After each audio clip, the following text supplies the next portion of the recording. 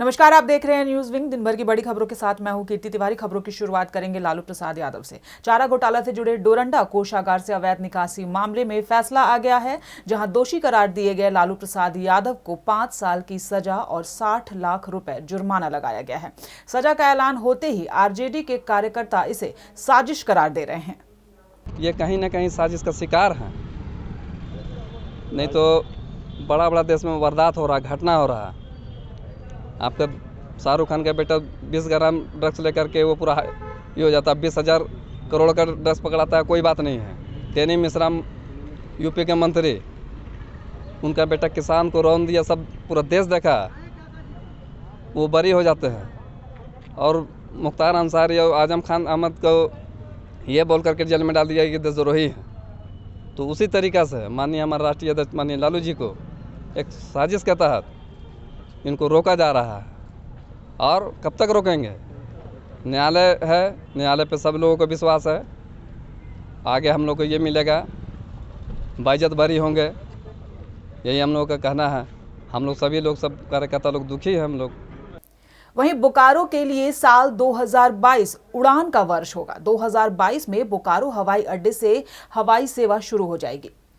उड़े देश का हर नागरिक योजना को साकार करने के लिए बोकारो हवाई अड्डे को 39 करोड़ की लागत से सुविधाओं से लैस किया जा रहा है। रीजनल एयर कनेक्टिविटी के लिए बोकारो हवाई अड्डे को कॉमर्शियल उड़ान के लायक जरूरी सुविधाओं से लैस करने के काम में एयरपोर्ट अथॉरिटी जो है वो जुड़ा हुआ है। बोकारो एयरपोर्ट पे निर्माण का काम भी पूरा हो चुका है और अब फिनिशिंग टच चल रहा है। कई सुविधाएं जुड़ गई हैं। बोकारो हवाई अड्डे की प्रगति का जायजा लेते हुए बोकारो के विधायक ने अधिकारियों के साथ समीक्षा बैठक की, जहां हवाई अड्डे की प्रगति पर उन्होंने प्रसन्नता जाहिर की है। वहीं झारखंड सरकार की नीयत पर भी उन्होंने सवाल उठाया है। जल्दी इसकी समीक्षा करेंगे हम, और बहुत ही दुख के साथ कहना पड़ रहा है कि सरकार, इस जो राज्य सरकार है वो इसको लेकर जरा भी गंभीर नहीं है। अगर गंभीर होती तो शायद एयरपोर्ट कब का शुरू हो गया रहता। अब कुछ परेशानियां हैं, जैसे वृक्षों की कुछ कटाई बाकी रह गई है। अभी भी कुछ वृक्ष 1671 वृक्ष शिफ्ट किए जाने थे।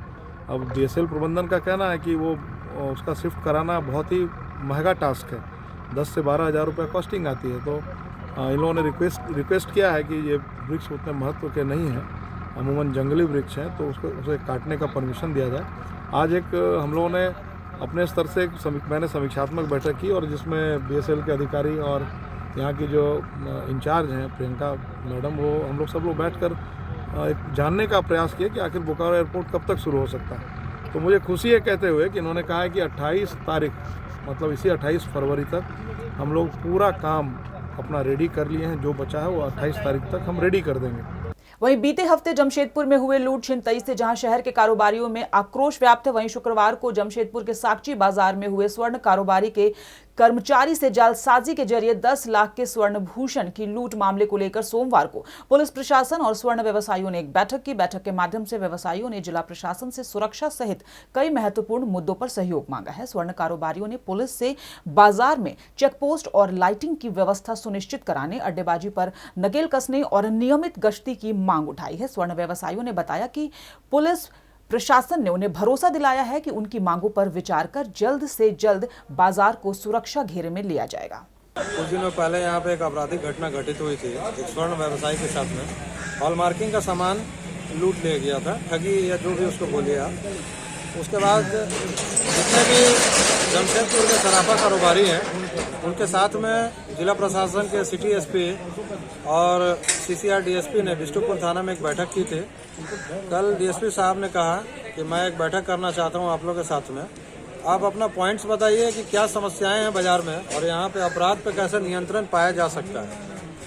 अभी 12:30 बजे हमारे साथ में डीएसपी साहब एक बैठक की हैं और हमने उनको पॉइंट आउट करके बताया कि सराफा बाजार जो साक्षी डालडा लाइन और पान मार्केट, चक्की लाइन, हंडी लाइन, शिव मंदिर लाइन, काली माटी रोड, पान मार्केट के अलावा संजय मार्केट तक फैला है, तो उसकी सुरक्षा के लिए पुलिस व्यवस्था चाक चौबंद की जाए। वहीं झारखंड बार एवं रेस्तरां एसोसिएशन द्वारा प्रेस क्लब में राज्य सरकार द्वारा नए उत्पाद नीति के तहत शुल्क को तिगुना करने के विरोध में संवाददाता सम्मेलन का आयोजन किया गया। एसोसिएशन के सचिव सुबोध कुमार ने कहा कि राज्य सरकार दूसरे राज्य की नीति को झारखंड में लागू करना चाहती है, जिससे झारखंड में बार चलाने वाले को काफी दिक्कतों का सामना करना पड़ेगा। एक टारगेट राज्य सरकार के द्वारा दिया जाएगा, जिससे बार दुकान वाले काफी परेशानियों का सामना करना पड़ेगा। अंत में उन लोगों ने कहा कि हमने फैसला किया है कि जो पूर्व में सरकार के द्वारा निर्धारित शुल्क था उसे ही लागू किया जाए, नहीं तो बार दुकान वाले लोग जो है वो बार बंद करेंगे। राज्य सरकार के नई उत्पाद नीति के तहत क्राइम का ग्राफ जो है वो धीरे धीरे और बढ़ता जाएगा। लेकिन यहाँ किसी से राय विचार नहीं लिया गया, लेकिन सरकार किसी न किसी रूप में अपना राजस्व के लिए, अपनी पॉकेट भरने के लिए वो हम लोग पर टिकड़ा फोड़ रही है और वहाँ के नीति को लागू करवाने के लिए ज़बरदस्ती हम लोगों पर दबाव डाला जा रहा है। तो ये 18,000 बोतल हमारा साल का बेचना बियर और 1100 बोतल लीकर बेचना कहाँ तक उचित होगा? तो कहीं ना कहीं 11,000 लीकर का बोतल बेचना कहाँ तक उचित होगा? अब बात करेंगे गढ़वा की। गढ़वा कांडी थाना क्षेत्र के 2 अलग अलग गांव के मंदिर से हुई प्रतिमा की चोरी के मामले में पुलिस ने कुछ लोगों को गिरफ्तार किया है। गिरफ्तार लोगों में पलामू जिला के डडीला कला गांव निवासी दिलकश रोशन, महताब आलम, चंचल कुमार व अरशद हुसैन के पास से गर्दा मठ एवं मंदिर से चोरी किए गए मूर्ति को भी पुलिस ने बरामद किया है। यह सभी जानकारी एसडीपीओ अवध कुमार यादव ने सोमवार को सदर थाने में प्रेस कॉन्फ्रेंस आयोजित कर दी है। उन्होंने बताया कि बीते 5 फरवरी को कांडी थाना क्षेत्र के दरगाह गांव स्थित मठ से राधा कृष्ण की मूर्ति चोरों ने चोरी कर ली थी। इस मामले में मठ के पुजारी भारद्वाज मिश्रा ने कांडी थाने में आवेदन देकर अज्ञात लोगों के खिलाफ प्राथमिकी दर्ज कराई थी। कुख्यात मूर्ति चोरी गिरोह के सरगना दिलकुश रोशन और उसके गिरोह के सदस्यों को से लगातार पूछताछ किया गया, बुला कर पूछताछ की गई और इसके कई सदस्य जो फरार भी रहे थे उन लोगों पर लगातार दबिश दी गई। फलस्वरूप उनके गिरोह के भागे हुए सदस्यों के द्वारा गर्दहा मंदिर के पीछे मूर्ति को रख दिया गया, चोरी गई मूर्ति को रखा गया था ताकि पुलिस का ध्यान बांट सके, अपने और अपने गिरोह की तरफ से ध्यान हटाने के लिए वह मूर्ति को मंदिर के पास रख दिया गया था, जिसकी बरामदगी कर ली गई। और बाद में ये गिरोह के सदस्यों द्वारा और मुख्य सरगना द्वारा स्वीकार किया गया कि ये चोरी इनके द्वारा की गई थी। जो इनके सदस्यों जो बाहर जो इनके सदस्य जो मूर्ति बेचने के लिए कई जिनको दिया गया था वो लोग मूर्ति को लाकर रखे थे। वहीं चर्चित कहावत है कि अगर इरादे बुलंद हो तो कोई आपकी तरक्की के मार्ग को किसी भी परिस्थिति में अवरुद्ध नहीं कर सकता। चतरा जिले के गिद्धौर प्रखंड के 2 युवा खिलाड़ियों ने अपनी मेहनत और प्रतिभा के बल पर आज इस कहावत को सच कर दिखाया है। चतरा जैसे छोटे जिले के सुदूरवर्ती गिद्धौर प्रखंड के रहने वाले आयुष कुमार, राज व विशाल कुमार का चयन अंडर 17 इंडिया टीम में हुआ है। दोनों नेपाल में आयोजित प्रथम south Asia tennis cricket championship में भाग लेंगे। साथ ही दोनों के परिजन भी इसको लेकर काफी खुश हैं। ये दोनों खिलाड़ी राष्ट्रीय स्तर पर खेल जगत में अपनी प्रतिभा का लोहा मनवाकर चतरा जिले का नाम रोशन करेंगे। चतरा जिला के गिद्धौर प्रखंड के गांव कुरकुट्टा के रहने वाले मुझे इंडिया में अंडर 17 इंडिया में सिलेक्शन हुआ है। मुझे बहुत खुशी की बात है और मैं चाहता हूँ कि सरकार भी मुझे मदद करे और मैं देश के लिए खेलूँ और गाँव का और मम्मी का मैं नाम रोशन करूँ। मुझे यहाँ से 21 तारीख को निकलना है। वहाँ 24 से मैच है हम लोग। सबसे शुरू नेपाल से है, फिर यूपी, फिर राजस्थान तक। वहीं अंतर्राष्ट्रीय मातृभाषा दिवस पर रामगढ़ के राधा गोविंद विश्वविद्यालय में कार्यक्रम का आयोजन किया गया। मौके पर अतिथियों ने कहा कि सभी को अपनी मातृभाषा में संवाद करने की जरूरत है ताकि अपनी मातृभाषा को अगली पीढ़ी तक जीवंत रखा जा सके। मौके पर 2 पुस्तकों का विमोचन भी किया गया। इसमें पथ का दावेदार और खोरठा भाषा में खोरठा निबंध साहित्य का विमोचन अतिथियों ने किया।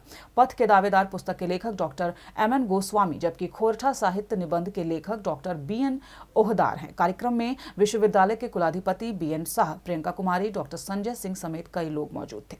दरअसल ये किताब आज से 30-32 साल पहले छपी थी बिहार सरकार के द्वारा, बाद में झारखंड सरकार के द्वारा छापी गई और अंतिम में वो चूँकि किताब बाजार में उपलब्ध नहीं थी और चूँकि पाठ्यक्रम में शामिल है, स्नातकोत्तर से लेकर BA तक के पाठ्यक्रमों में शामिल है, और इधर CGL के विभिन्न प्रतियोगिता परीक्षाओं में भी शामिल है, जैसे CGL के पाठ्यक्रम में शामिल है और आपके जो CGL मतलब स्नातक स्तरीय जो परीक्षा है सचिवालय सहायक की, उसके पाठ्यक्रम में शामिल है।